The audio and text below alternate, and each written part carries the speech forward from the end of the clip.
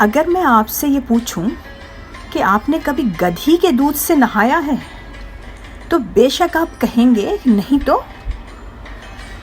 लेकिन आज मैं एक ऐसी रानी का पर्दाफाश करूंगी जो कि गधी के दूध से ही नहाया करती थी, रहती थी मिस्र में और नाम था क्लेयोपेट्रा। अपनी खूबसूरती की वजह से आज भी इतिहास के पन्नों पर सरे फहरिस्त है। जी हाँ, उसको सुंदरता की देवी भी कहा जाता है। वो अपनी खूबसूरती और जवानी को बरकरार रखने के लिए कुछ ऐसा किया करती थी, कुछ रहस्यमय चीज़ों का इस्तेमाल करती थी जो कि हम और आप सोच भी नहीं सकते। तो ऐसा मैं इसलिए कह रही हूँ क्योंकि आजकल लोगों के पास ना तो इतना फालतू का रुपया पैसा है और ना ही वक्त है कि हम उनकी रहस्यमय ज़िंदगी के टिप्स को फॉलो करें।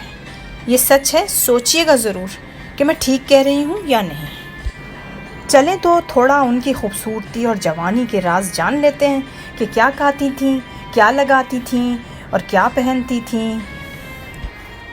तो वो अपने नहाने के, जैसे हम लोग तो पानी यूज़ कर लेते हैं, तो इससे पता चला कि गधी का दूध उनकी खूबसूरती का राज था। वो करती ये थी कि जहाँ भी, जिस चीज़ में भी वो नहाती हों, टब में बैठ जाती हों, चाहे बाल्टी से नहाती हों, जो भी करती हों, तो वो दूध के अंदर नेचुरल मतलब चीज़ों का इस्तेमाल करती थी। उसमें हल्दी मिलवाती थी और हल्दी के साथ आप उसके अंदर कुछ रोज़ पेटल्स मिलवाती थी, जिससे कि उनकी बॉडी जो थी हमेशा खुशबू से तर रहती थी। अब आप ये सोच रहे होंगे कि दूध तो किसी चीज़ का भी इस्तेमाल किया जा सकता है, गाय है, भैंस है, बकरी है, खाली गधी ही का दूध क्यों? अरे मेरे प्यारे व्यूअर्स, वो जो हैं हम लोगों की तरह नहीं थी कि जिसने जो बता दिया अपने चेहरे के ऊपर अप्लाई कर लिया बगैर कुछ सोचे समझे कि इसका साइड इफ़ेक्ट क्या होगा। तो इसीलिए तो उनको हुस्न की देवी के नाम से याद किया जाता है। हर चीज़ सोच समझ के इस्तेमाल करती थी। हाँ, तो मैं ये कह रही थी कि गधी का दूध आपकी स्किन के लिए नहायत ही अच्छा काम करता है। ये स्किन को मॉइस्चराइज तो करता ही है, इसके अलावा स्किन से रिलेटेड तमाम परेशानियों को ये दूर करता है, जिससे वो जब तक जिंदा रहीं यंग एंड ब्यूटीफुल ही रहीं। बुढ़ापे के निशान को मिटाने के लिए इस्तेमाल करती थी रॉयल जेली। अच्छा, अब आप ये सोच रहे हो कि रॉयल जेली क्या होती है। बहुत से लोग ये नहीं जानते कि शहद की मक्खियों का शहद के अलावा एक और प्रोडक्ट होता है जिसको रॉयल जेली के नाम से जाना जाता है। और ये प्रोडक्ट जो होता है जायके में शहद के बरक्स होता है, मतलब बिल्कुल अपोजिट होता है। शहद चूँकि मीठा होता है तो ये यहाँ पर कड़वा होता है और थोड़ा सा खट्टा होता है, तल्ख और खट्टा होता है। लेकिन इसके फ़ायदे शहद से ज़्यादा होते हैं। शहद जो है ये फूलों के रस से तैयार किया जाता है, लेकिन ये रॉयल जेली जो है, आपको ये जानकर हैरानी होगी कि ये जो है उसके अंदर जो वर्कर्स बीज होती हैं, जो उनकी नौकरानियाँ कह लीजिए, वो होती हैं, तो वो अपने ग्लैंड्स के ज़रिए तैयार करती हैं। ये रॉयल जेली जो है रानी मक्खी के लिए नर्स मक्खी तैयार करती है। मतलब जितनी उनकी नौकरानियाँ हैं वो मिल करके अपने ग्लैंड से उसे तैयार करती हैं, जो कि दूध जैसा एक मादा होता है, जैसे दूध का कलर होता है उसी तरह थोड़ा चिपचिपा सा। तो मलका मक्खी ताकत के लिए उसे खुद खाती है और अपने बच्चों को भी खिलाती है। ये रॉयल जेली जो है शहद से भी ज़्यादा ताकतवर होता है। इसके अंदर हाईली न्यूट्रिशियस मिनरल्स पाए जाते हैं और ये विटामिन्स का बहुत ही अच्छा सोर्स है। इसके अंदर A, B, C, D और E हर तरह के विटामिन्स पाए जाते हैं। एक रिसर्च से ये भी पता चला है कि ये जो है इम्यून बूस्टर भी है। ये जेली जो है इसके अलावा ब्रेन की हेल्थ के लिए भी फ़ायदा करता है और कैंसर के मरीज़ों के लिए काफ़ी फ़ायदा करता है। इसके अलावा ये डायबिटिक पेशेंट भी खा सकते हैं, इससे भी उनकी शुगर लेवल कम हो जाती है। इसके अलावा इसका जो एक और फ़ायदा है वो ये है एंटी एजिंग, जिसका फ़ायदा वो उठाती थी ये क्लेयोपेट्रा।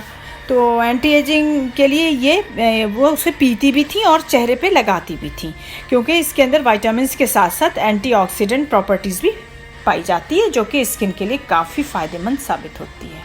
अपनी आँखों को हमेशा खूबसूरत बनाए रखने के लिए वो रोज़ वाटर का तो इस्तेमाल करती थी। इसके अलावा दालचीनी की छाल से तैयार किया गया काजल, और उसको थोड़ा सा गीला करने के लिए, तभी तो लगा पाएंगी, उसमें कोई हर्बल ऑयल मिलाया जाता था जिससे कि वो आसानी से अपनी आँखों को खूबसूरत बना सकती थी और वो उसे लगाती थी। अपने नाखूनों को तमाम बीमारियों से बचाने के लिए वो नेचुरल प्रोडक्ट यानी कि ये हिना जो है उसे लगाती थी।